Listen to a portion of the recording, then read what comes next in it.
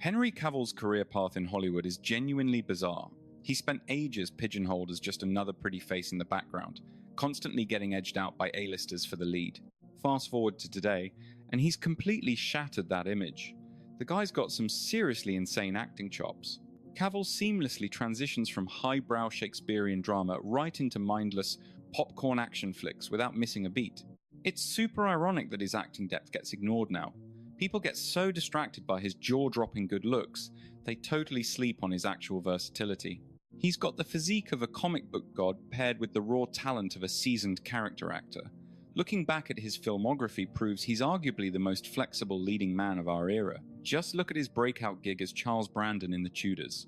Stepping into the quintessential best friend trope, he brought so much depth that Brandon became the perfect, tragic foil to Jonathan Rhys-Meyers' King Henry VIII. His portrayal swings wildly from wide-eyed devotion to absolute jaded bitterness. Sometimes within a single breath, he shows a guy who sees the palace's utter corruption but is way too deep in the political game to bail. Next up was Immortals, where he tackled Theseus, a legendary figure who usually just swings a sword and grunts. Rather than treating the gig like a mindless flex fest, he brought a compelling mix of raw desperation and quiet honor to it. He totally ditched the invincible demigod vibe. Instead, he played him as a regular dude violently dragged into a conflict way above his pay grade. You could read the survival math in his posture, wondering if he'd make it out alive, while his eyes burned with unwavering grit. He snuck a brilliant layer of human frailty into a part that typically demands boring, one-note heroics. Then we absolutely have to talk about Man of Steel. His take on Superman is easily the most controversial ever. Plenty of folks felt he was too gloomy, too alien, and definitely not their childhood Boy Scout. Honestly, those critics totally missed the bigger picture. The real culprit was the script he got handed, since this all went down during Zack Snyder's edgy era running the DC universe.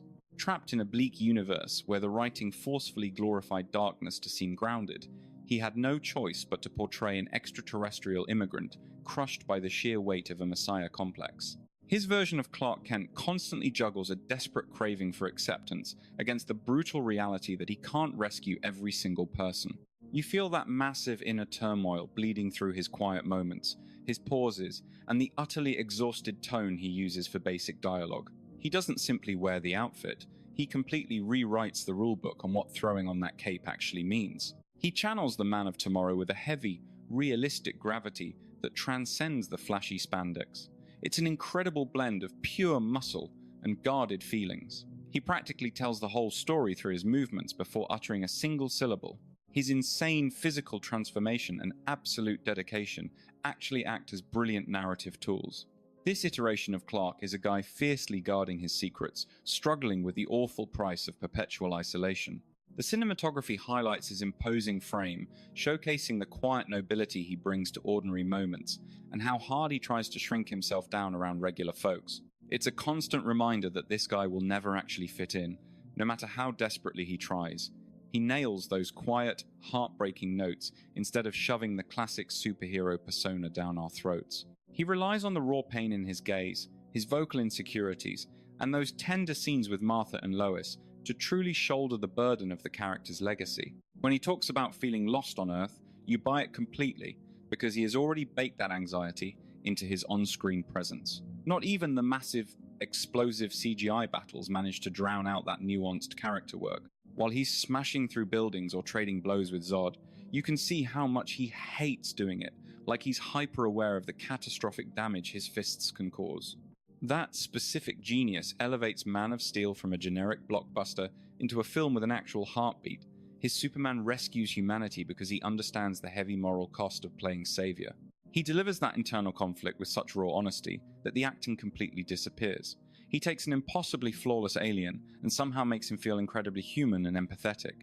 Honestly, I'm right there with the fans, who'll forever hold a grudge against Snyder for ruining the absolute best casting this hero ever had. Just compare it to Batman vs Superman, where he pushes the exact same character into a much more godlike territory. Gone is the unsure farm boy. Now, we're watching a deity grapple with the insane fallout of being simultaneously idolized and fiercely hated. He shifts gears dramatically, making the role way more about his overwhelming aura than his actual dialogue. Even when he stands completely silent, His rigid posture screams absolute power mixed with deep, crushing sadness. It completely lands because he knew this iconic hero didn't need preachy monologues. He actually needed the intense aura of a guy lugging the fate of two entirely different planets around. Then, right when you assume he's stuck playing gloomy muscle men, he pulls a complete 180 with the man from U.N.C.L.E. He serves up classic Hollywood swagger as Napoleon Solo. That entire performance hinges on slick delivery, sharp banter, and immaculate drip. His comedic pacing is absolutely lethal, bringing a deadpan energy that keeps the whole movie incredibly fun. He builds the character entirely around verbal judo instead of just throwing punches. It fully proves he can nail the suave, secret agent vibe we usually expect from legends like Cary Grant or Pierce Brosnan. He shows the world he can rock a charm-heavy, low-stress role and make the whole thing look like a breeze.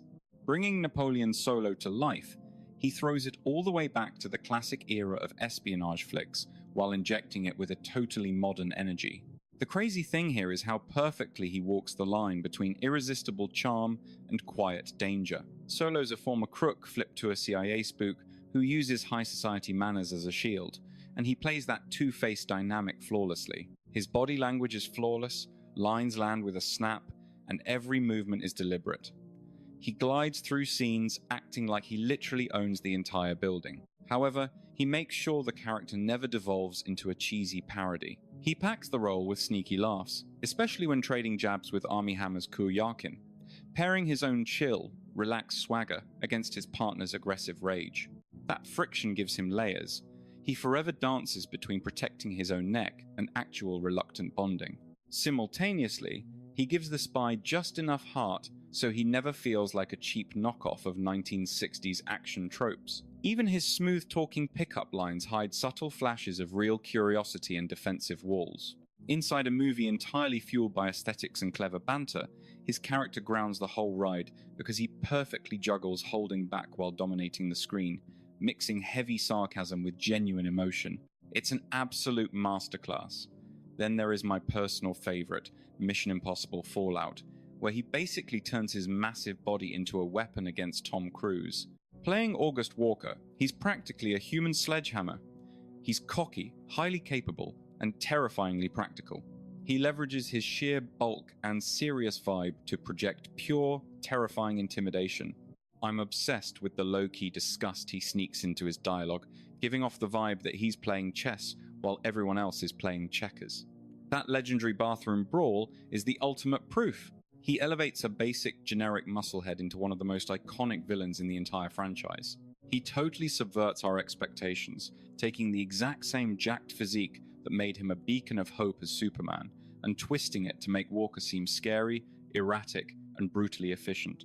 I almost called him Britishly efficient for a second there. But seriously, that restroom showdown is iconic.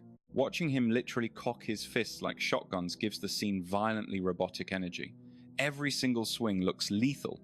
It's a massive wake-up call to viewers that he's the ultimate action star. The sheer width of his shoulders, his stance, and that dead-eyed stare make him look like a guided missile controlled by the CIA. Combining that massive frame with absolute icy swagger creates the ultimate counter to Cruise's scrappy, frantic energy. While Ethan relies entirely on quick thinking, Walker just wants to smash things. Yet, he's no basic goon. Cavill infuses Walker with a smugness that perfectly sets up his double cross.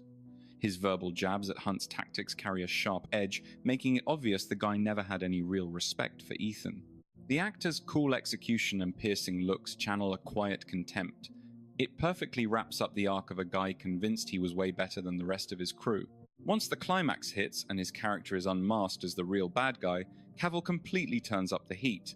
He leans hard into Walker's obsession with raw power and absolute arrogance. This makes that ultimate chopper pursuit absolutely wild to watch. Forget the crazy stunts for a second, because the real magic is Cavill playing a dude absolutely certain his sheer muscle will destroy Hunt. Playing Walker totally proves he can ditch the good guy act. He easily transforms into a heavy who dominates every single frame he is in. Then you look at Enola Holmes, and the guy flips the script completely to play Sherlock. The crazy part is how he builds a version of the iconic detective we have never seen before, approachable and grounded, while staying razor sharp. He comes off like a big sibling figuring out how to let his guard down. Warming up the detective proves he totally gets the source material, tweaking a legendary figure without ruining the magic. Let's talk about The Witcher for a second. Slipping into Geralt of Rivia's boots gave him the perfect chance to mix raw intimidation with deep emotional restraint. He builds a warrior, totally exhausted by life but packing a dry, stealthy wit. Every trademark grunt or sigh acts like a pressure valve for hundreds of years of pain and knowledge. Underneath all that beast-hunting muscle is a dude just fighting, crushing isolation. Cavill lets that heartbreak shine whenever the scene slows down, turning himself into a walking paradox from his very first shot. He is incredibly savage but still totally soft-hearted, fiercely loyal despite a jaded attitude. Thanks to his massive build and intense prep, every single brawl feels dangerously real and ruthlessly elegant. The guy uses absolute silence like a weapon. Between his tight stance and calculated words, you really believe Geralt is just surviving the massive weight of the world instead of actually living in it. He even engineered that legendary gravelly voice on his own to elevate the whole vibe.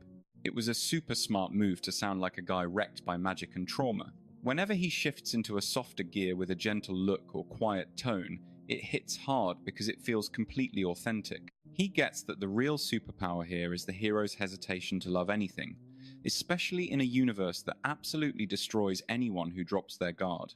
Whenever the script gets sloppy, his acting keeps everything from falling apart.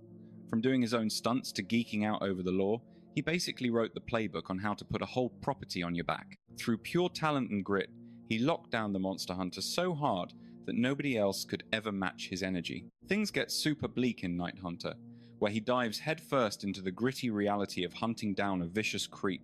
Dropping the Hollywood shine completely, he leans hard into being totally burnt out and ethically compromised. It skipped the blockbuster spotlight, sure, but it proved he could easily handle genuinely messed up material. He strips out every ounce of charm to play Marshall as a seriously damaged cop. You immediately buy him as a beat-up tool worn down by years on a horrific job. Watching him actively kill his own natural magnetism for such a stiff, awkward vibe is wildly entertaining. His detective is deadpan and clearly traumatized by everything he has witnessed on duty. The commitment to that heavy emotional baggage is total. By keeping his movements small and his tone flat, he shows us a guy who stopped believing in fairy tale endings a long time ago. Surrounded by endless grey areas, his character constantly wobbles right on the edge of total burnout. He perfectly nails the vibe of an officer drowning in the job who absolutely refuses to quit. You won't find any flashy hero moments or cheeky smiles in this one. It is just pure, unadulterated stress and mental turmoil that outshines a pretty deeply flawed movie. Instead of relying on a weak script, the actor builds the character's depth entirely by himself. You can literally read the trauma in his stare as he chases down the bad guys like a maniac. Most folks miss this movie entirely, but it totally highlights his willingness to shrink his ego. He cares way more about getting the character right than looking cool on camera. Sandcastle brings yet another massive shift in his career. He jumps into the boots of Captain Syverson, giving a hyper-realistic spin to the classic tough-as-nails commander. Dodging every military stereotype in the book, he absolutely nails the demanding leadership vibe. His intense command cuts right through the muddy plot, anchoring the chaotic war zone with total composure. The best part is how he sidesteps playing just another bitter, screaming drill sergeant. Instead, he goes for a chill, practical vibe, playing a dude who knows his job is both pointless and absolutely vital. Every physical move is tight and calculated, screaming that staying alive takes extreme self-control. Still, he manages to inject this incredibly dry wit into his lines. It grounds the guy in reality, making you actually respect his rank instead of just putting up with it. Despite barely being in the movie, he hints at an entire lifetime of backstory. You get the sense of a totally exhausted veteran who still has enough edge to keep his squad alive. It is an incredibly low-key performance, which is exactly why it hits so hard. He steps back from hogging the spotlight, treating his captain like just another gear in a massive machine, a self-aware gear that refuses to quit, actually. Then you have Hellraiser Hellworld, a total dud that somehow perfectly showcases his insane work ethic. Even stuck in a ridiculous slasher, he brings way too much acting chops to the table. He never acts like the trashy material is beneath him, treating it like a masterclass in finding depth. Taking goofy early gigs that seriously really set him up to crush literally any genre later on. The one thread connecting his entire resume is his absolute refusal to be typecast. The guy is an absolute shapeshifter who basically rewires his whole persona for whatever the script needs. Look at his whole timeline, and you see everything from ancient myths to popcorn action flicks and cheap jump scares. He stepped up to the plate and knocked it out of the park every single time.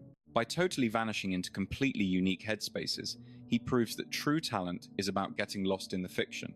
Honestly, Henry Cavill might actually be way too versatile for his own good. When somebody shifts gears this flawlessly, audiences just get spoiled and stop giving them credit. Dig a little deeper though, and you will find an artist obsessed with tearing down and rebuilding his brand. If his past choices prove anything, it is that we have barely seen a fraction of what he is capable of pulling off.